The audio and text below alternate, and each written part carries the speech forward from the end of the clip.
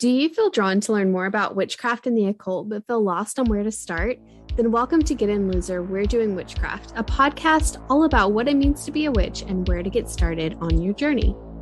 Join us as we navigate through various witchy topics and share what we have learned about the craft. So get in, witches, and let's discuss witchcraft on a budget.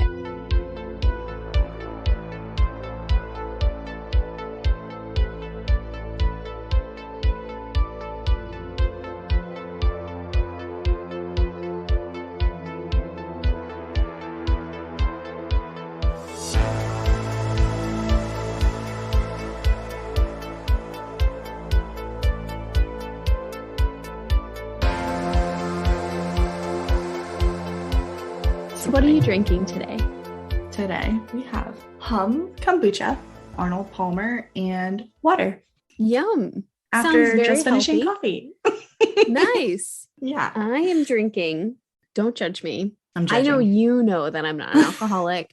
Listeners may not know that. But so I opened up a bottle of Prosecco earlier, assuming that Mike would want to drink it with me because he usually always does. He doesn't. And I don't have a champagne stopper. Yeah. So I'm drinking the whole bottle by myself. That sounds like a good Sunday. It does sound like, and because after this, I'm going to be really good because I'm starting the Biggest Loser challenge with my husband's work. And so I'm going to be stopping, all the extras. All the extras. So we'll see how it goes. How long is it? Till July 1st. Oof. It's a really long time. That's when I start my tattoo. Ooh. Can't wait to see it. I know. I'm so excited. This tattoo artist is so good. I've been following her for so long. And she's cool as shit too. When I did my appointment with her and we went over the full sleeve, of everything she was going to do, she sent me a meditation video. She was like, before you come in for your first appointment, listen to this. It'll help put you in the right mind space because some of these areas are going to be a little tough. And I was like, oh, I know. Yeah, I know. Cause we're going even under and in the elbow. Yeah. Yes. It's going to hurt like a bitch. The palm. I cannot wait to see this finished tattoo. It's going to be amazing. So excited. Did I tell you some of the stuff she changed? No. So I was trying to figure out, because I'm doing Feyre's and Reese's bond from my elbow down, and it's going to go around other stuff. I was trying to figure out what to put on my hand and my fingers, because I wanted something I want it to vine down, but I want other stuff in it. So she wants to do the mountains, the 3 mountains on the back of my hand. And then we're going to put the eyeball.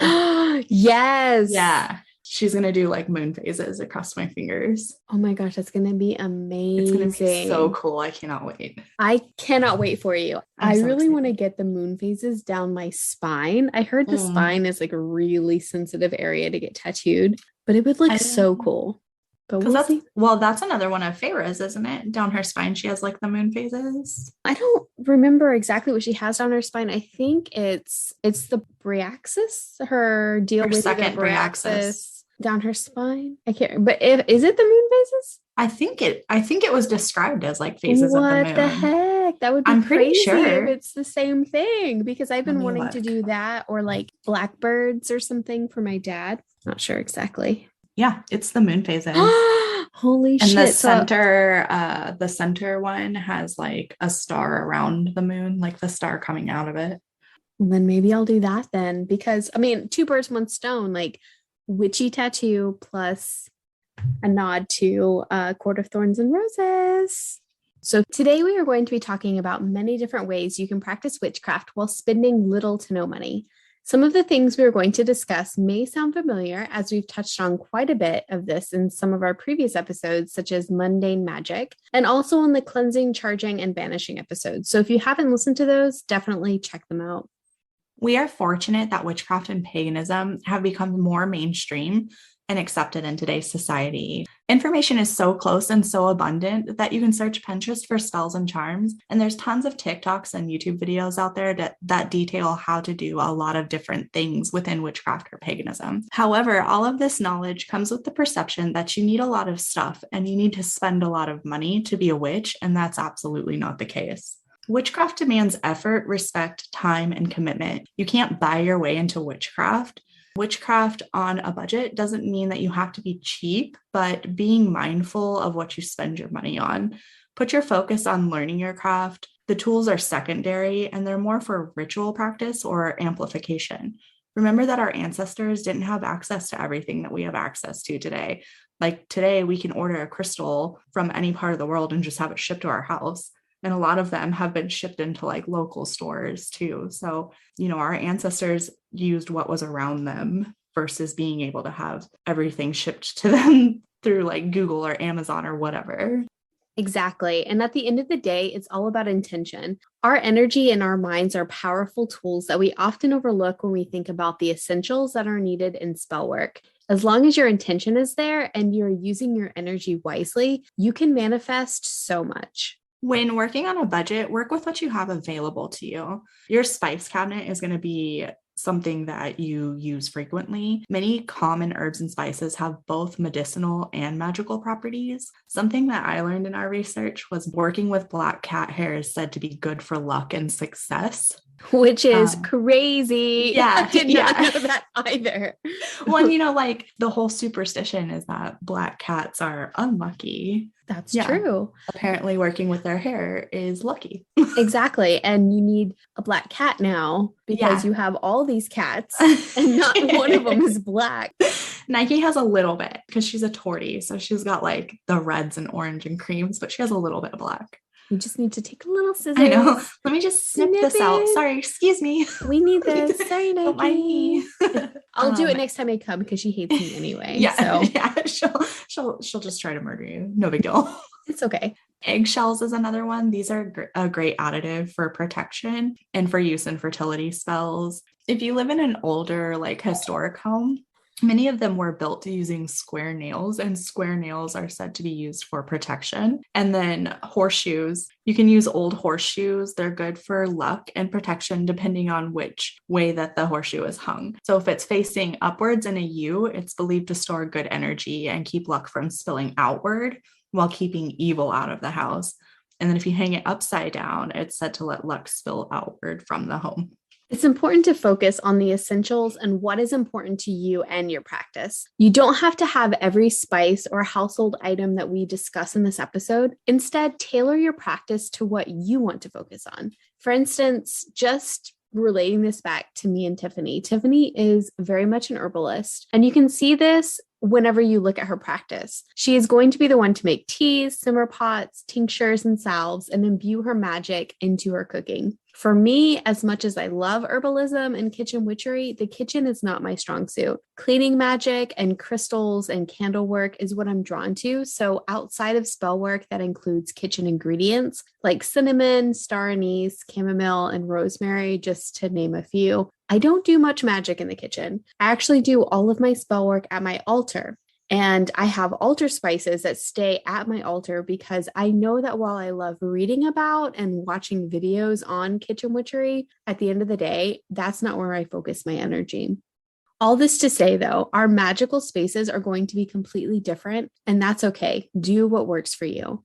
Some of the essentials that I use in my everyday practice include things like candles. Candles don't have to be expensive, and you can use what you currently have in your home right now. You don't need to go out and buy any fancy spell candles or taper candles. If you just have a Yankee candle at home, that will work. And the cool thing about Yankee candles is they come in a variety of colors, like white, red, purple, blue. I've seen pink ones as well, black ones.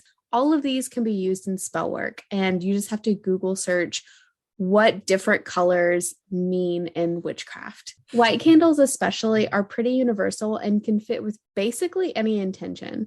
An example of this is Bath & Body Works candles. Bath & Body Works candles can come in a variety of colors, but for the most part, they're all white. Yep. And I have tons of these in my home. And guess what? I use them in my spell work. They do sales. They do. Whole, what is it? Like 3 candles for like $20 or something. Yes. I can't remember. The Bath & Body Works, we are loaded with them. We have so many because I'm like, oh, let me buy them all up now while they're on sale. Exactly. And the scent throw is amazing. To me, I have a Yankee candle in my bathroom and it works great in my bathroom. But if I want my whole house to smell great, I'm using a Bath & Body Works candle.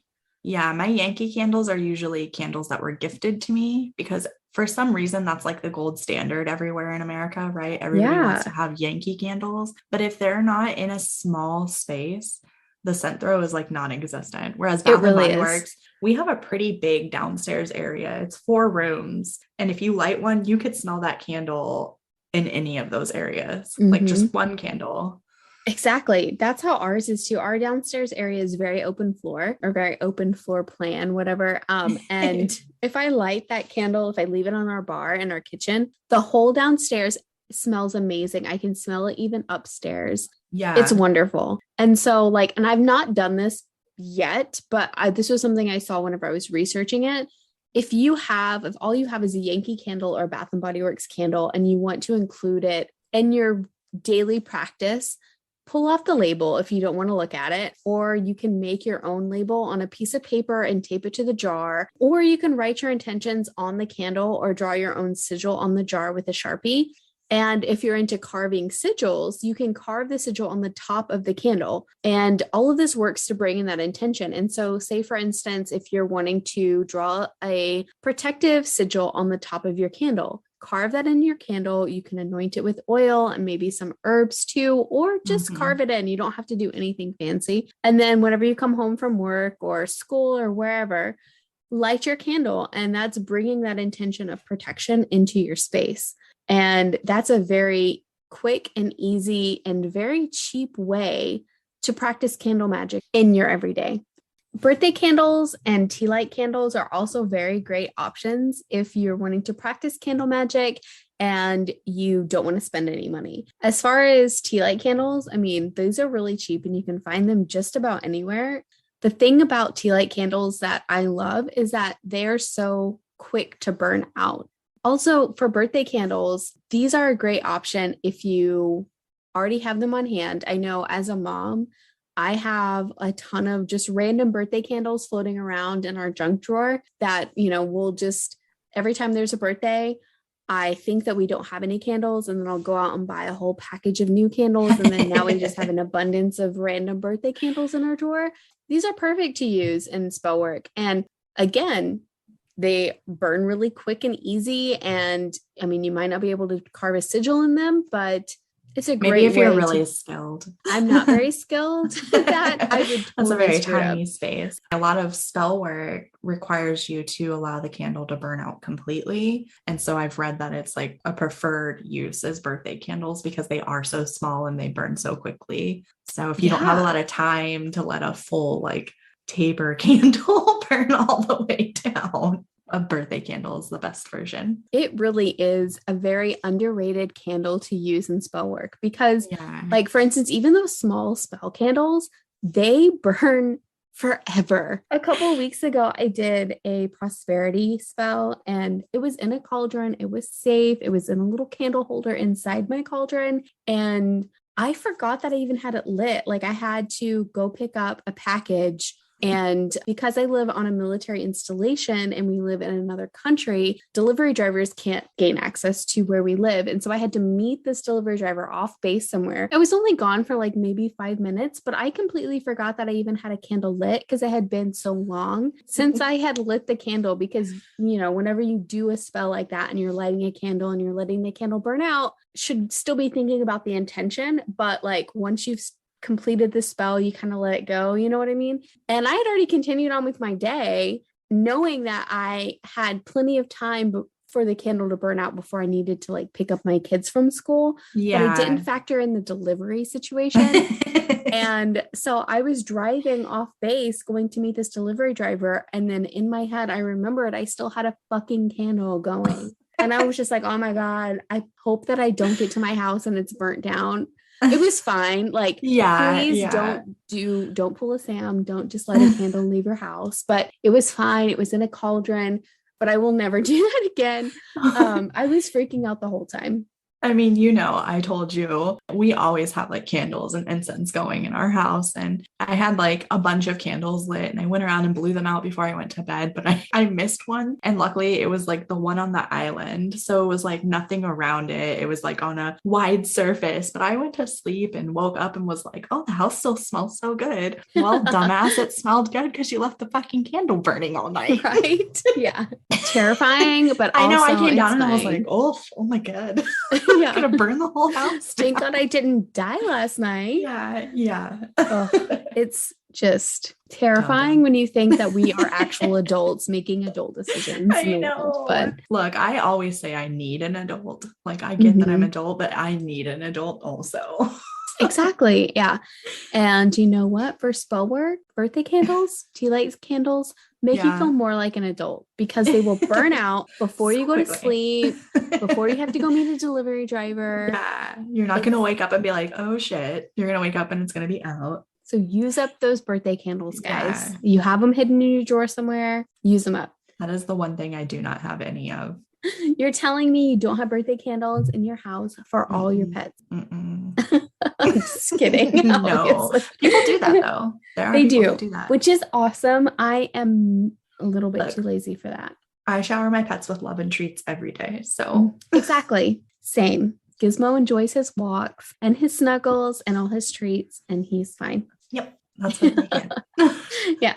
Another thing that I use in my everyday practice that is very budget friendly is tarot. Whether you read tarot or not, tarot cards can be great to incorporate in spell work. And once you own a tarot deck, you can reuse the cards in different ways to signify different elements or deities on your altar, as well as representation in spell work. An example of how I've used this is in prosperity bowls. I have used the King of Pentacles, which symbolizes success, abundance, and wealth, as a way to amplify my intention. So I will take the card, I will put it in my cauldron where I have all of my other spell ingredients in my candle. Obviously, I'm not lighting the tarot card on fire by any means.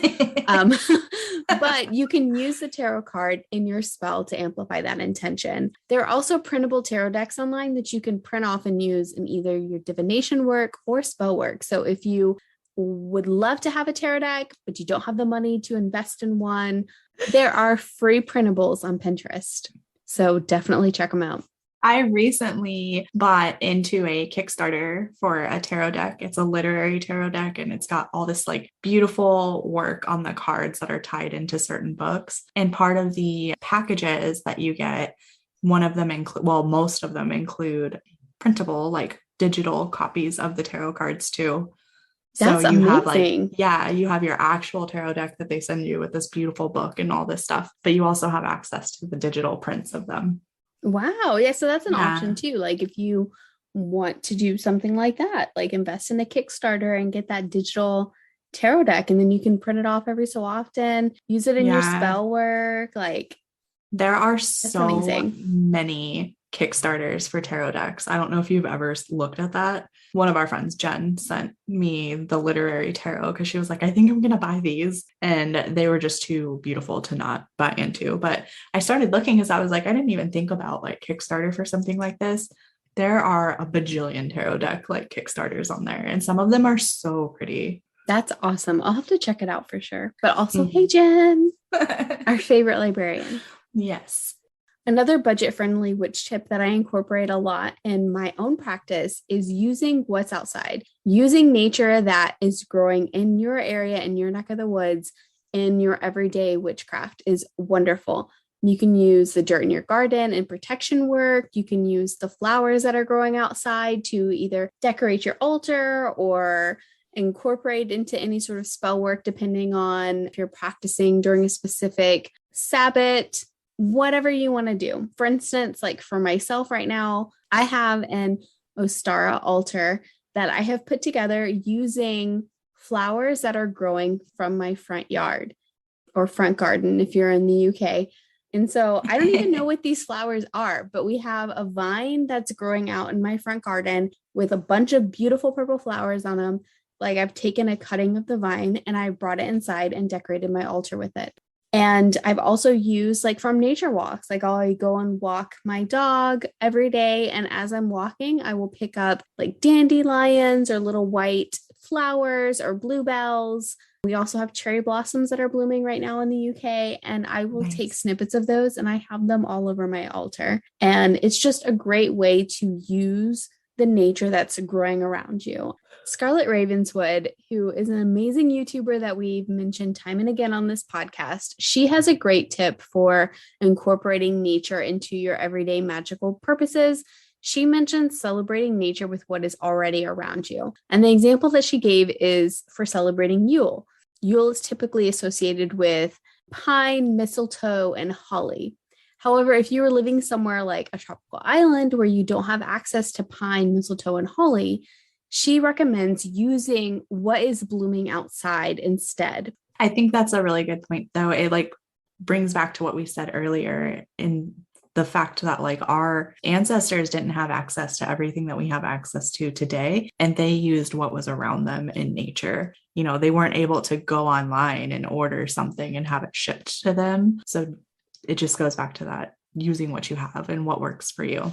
And moving forward with that, we'll talk about some places that you can look for things to use in your spell work. Remember that you should use what works for you. Don't let people tell you where you can and can't buy things. Don't let people, tell you not to use the dollar store if that's what's in your budget. Do what works for you. So some places you can look are thrift shops and flea markets. When you're going through like a thrift shop or a flea market, look for things like chalices, candlestick holders, bells, jars and bottles, silver cups, brass candle holders, even just candles in general. Just make sure that anything that you purchase and bring home, that you're always clearing that item of its previous energy, whether it's like smoke cleansing or burying it in the dirt, using salt, or just like physically washing the item, because you don't want to bring any prior energy into your spell work. Another one is like craft stores. So like Michael's or Joann's or the infamous Hobby Lobby.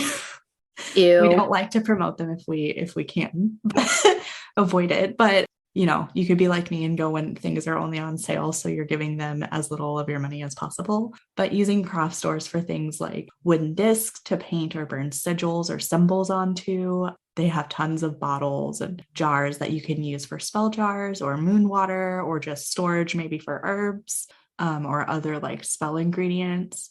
You can get cords for spell cord or twine, charms, picture frames to make scrying mirrors, fabric for your altar or a tarot cloth, or just to like wrap your tools up in. Also, you can get this from a craft store if you already have it. That's fine too. But a needle and thread works great too in witchy practices. Like you can use fabric to make charm packets and just use the needle and thread to sew it up. Or you can sew sigils into your clothing if that's something that you want to do. And then I mentioned it earlier, but the dollar store, you can go there for candles, for picture frames, for glass bottles and herbs. They often have seasonal items that sometimes will tie into what you're doing, like colorful candles or something like that. Just don't let people tell you you can't use it. Obviously, they're not the best choice if you can afford to do other things. But if that's what's within your budget, make it work for you. Don't let someone else tell you not to. Exactly. And as we mentioned in our, I think one of the last episodes, I think it was a mundane magic episode, you can use chalk and you can buy chalk at the dollar store, use it to create sigils outside your home. You can even use chalk and just regular spell work as well. Photo boxes are great for storing spell ingredients, as well as like travel altars or smaller altars if you are inside the broom closet.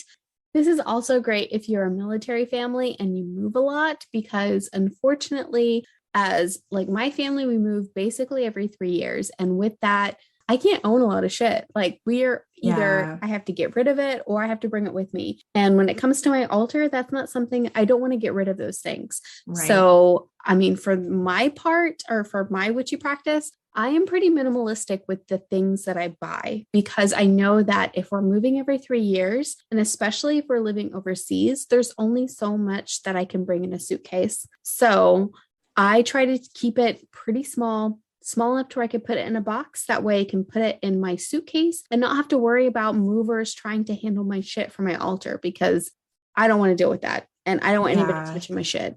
A few stores where I found some pretty cheap alternatives for some of the same things you could find at American craft stores are places like B&M, Wilco, and The Works.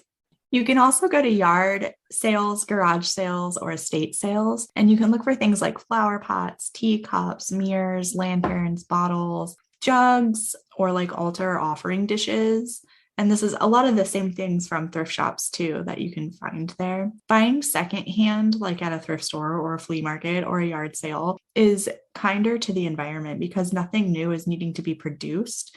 But again, just remember to cleanse the item of its previous energies and not to bring that into your own spell work. We mentioned it before, but going out into nature, things that you can get from that are like an acorn is said to be good for working with the fae. Feathers are said to be gifts from your allies. You can use those for protection, dream catchers, and so much more. You can just use rocks, shells, flowers that you can dry out, pine cones, sticks, snail shells, which I never would have thought of, but I came across this YouTube video and this girl was taking the snail shells in her area were more like elongated, almost like a hermit crab shell. And she was filling them with like sand and pebbles and stuff, and then tying them with wire, like putting like wire brace around them and then adding a chain and making pendulums with them, which I thought was pretty cool. I never would have thought to do that. And then something else you could use is moss. Just let nature inspire your craft and what you do with your altar. And I found this quote by an author called Elira Rose. And it said, "The thrifty witch keeps his or her eye out for things to use from nature. The green witch knows that nature will leave just the most perfect thing that you need for your spell." So, just go on a walk and see like what calls to you while you're outside. Some additional tips: use your local library for books. You don't have to like purchase every book. You don't have to own every book that's recommended. Just don't download pirated PDFs of your books because that does harm to the author and it kind of like discredits all the hard work that they put into creating that book. You could shop at used bookstores. Get a book subscription service. Like Sam and I both use Kindle Unlimited. Another one that was mentioned in an article I read was Scribd. These are cost-effective ways to read multiple books where the fee ends up paying for itself. So for Kindle Unlimited, I believe it's $9.99 a month. If you read even one book, you're more than likely to have made that fee pay for itself because most books are more than $10, unfortunately. So this is a way that you can read so many books without having to buy them, or if your library doesn't have them. Yeah. And I just realized too, you can gift yourself a subscription to Kindle Unlimited and get 40% off. So another way to get the most out of Kindle Unlimited. I got lucky when we signed up for Kindle Unlimited. There was like a special going on. So it was 6 months for $30. So it's basically like buy 3, get 3 free, like 3 months free. That was fine. But I did see the gift yourself and I was like, dang it. You can also craft your own tools using items from nature. So using a stick for a wand or using sticks and flowers to create pentacles. Or like I mentioned earlier, the girl that made pendulums out of snail shells, just use what's around you. You can use any notebook or journal to create your book of shadows or your grimoire. It doesn't have to be like a fancy one. You can also keep an electronic version. It doesn't even have to be anything fancy. My grimoire is literally a binder that I already had on hand at my home that I repurposed with some college ruled notebook paper, and it's super easy and super cheap. You can even take paper and stain it with tea to make it more aesthetically pleasing. I obviously didn't because I was using notebook paper, but that's always an option. And I like my version of my grimoire because if I make a mistake, I don't have to sit there and think about, oh my God, I'm going to make a mistake. What am I going to do? It's so pretty and perfect. I don't want to make a mistake. If I make a mistake in my grimoire, I just pull that bitch out, whatever paper I'm working on, and then go to a new one.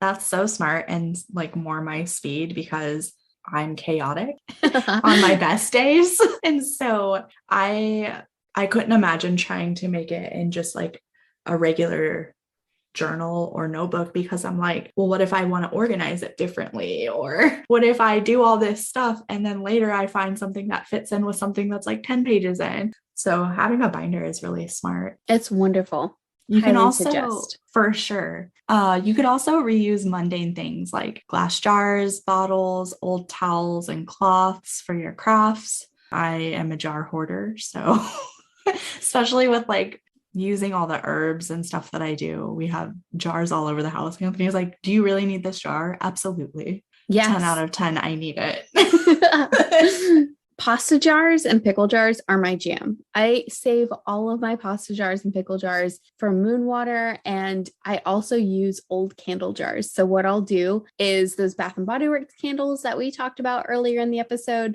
once the candle is burned down too low and I can't really use the candle anymore, I will pop that bad boy in the freezer overnight and then let it sit, pull it out in the morning, and pop out the wax and the wicks with a butter knife. And I use them for all sorts of shit. You can use it for storage, for magical ingredients. You can use them for spell work if you don't have a cauldron, because it's already a heat safe jar that you used for a candle. So you know it's not going to just break whenever you light something on fire inside of it. I also use them around my house too for like just random mundane things that have nothing to do with witchcraft. Like I store cotton buds and makeup remover pads and cotton balls. They are all stored in old repurposed Bath and Body Works jars, and you can use them for anything, but especially witchy purposes. It's amazing and it's beautiful. You just pull off the label, clean them out, and they're good to go. For me, the pasta sauce jars and the pickle jars are so nice because when you're doing tinctures or infused oils or whatever you're, infusing herbs into, the herbs tend to swell up and they're really hard to get out of smaller rimmed jars. So like a pickle jar or a pasta sauce jar, they usually have the wide mouth. So I can get my whole hand in there and pull out all of the like pulpy herb. So, because it's nice to be able to like squeeze out every last little drop. It's much easier. So we've mentioned this a million times already, I feel like, in today's podcast, but normal kitchen herbs and spices, these have magical properties as well as medicinal properties. You don't have to buy everything from a metaphysical store for it to be magical. You can go to the dollar store and buy herbs. You can go to your local grocery store and buy herbs. It's fine. Forage when you can. But make sure that you find like a local guidebook to use or do some research, because you don't want to be foraging something that could be toxic to you or your kids or your pets. And then just remember to not take everything. Leave some of the item for nature. So if you go foraging and you find maybe nettle is really like prominent right now with it being spring.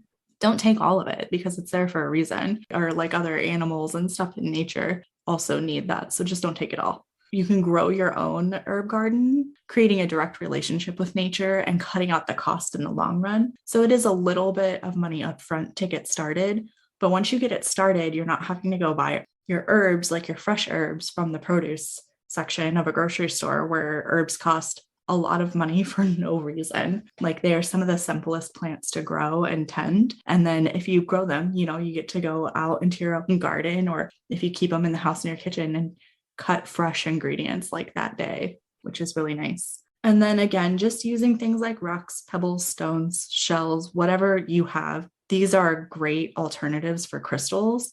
They all come from nature and the earth, and they all have energy as well. So you don't have to invest in expensive crystals for your spell work or your everyday life. Like if that's what you want and you can afford, that's fine. But if you can't afford it, don't feel lesser for that. You can use rocks and pebbles and stones, and you can put your own energy into them as well. Invest in things that will act as a tool for you and your craft. So maybe learning to make candles, making your own incense and teas. I do tinctures and salves and infused oils or decoctions and infusions. Whatever is something that you want to learn that will also help you in the long run. And at the end of the day, witchcraft is a deeply personal practice, and you have to find what works best for you. When it comes to spell work, you don't have to buy anything. And as we've said time and again, it's all about the intention and energy that you put into your work. Be kind to nature. Don't buy into the consumerist agenda that is pushed on every facet of social media. Reusing and repurposing things that you already own is magical in and of itself. That's it for this episode of Get In Loser, We're Doing Witchcraft. You can find our source material for this episode linked in the show notes. If you love this episode, we would be forever thankful if you leave us a 5-star review on wherever you listen to your podcasts.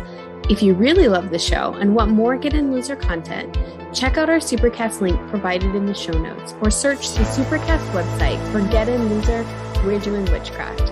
There you can purchase a membership to our podcast and obtain exclusives like getting episodes early, shoutouts on the show, access to our Ask Me Anything forum, our monthly newsletter, a promo code for merchandise, and more.